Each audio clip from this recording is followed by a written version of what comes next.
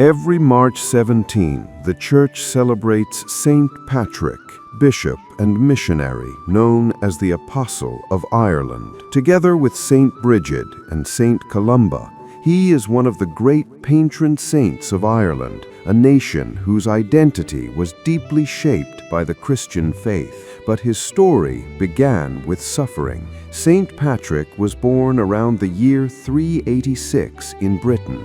His original name was Maewyn Succat.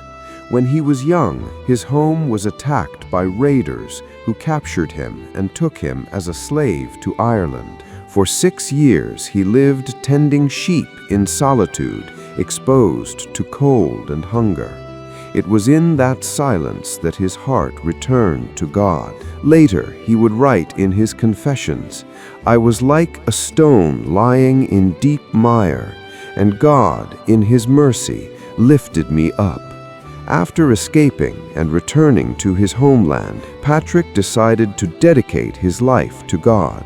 He traveled to Gaul, where he studied the faith and was ordained a priest by Saint Germanus of Auxerre. But God had an unexpected plan.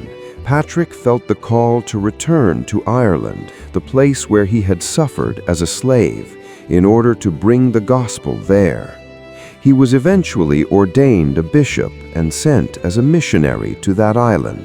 There he faced great challenges: the pagan Druids who dominated the culture, and also heresies that confused the Christians. Yet, with patience and courage, he preached the gospel throughout the island, founding churches, monasteries, and forming priests. Tradition says that he used a clover, the famous shamrock, to explain a great mystery of the faith. Just as the clover has 3 leaves but one single stem, God is Father, Son, and Holy Spirit, 3 persons and one God. It is also told that during an Easter vigil, when he lit the sacred fire, the Druids tried to extinguish it. One of them exclaimed in fear, "The fire that Patrick has lit will spread across the whole island."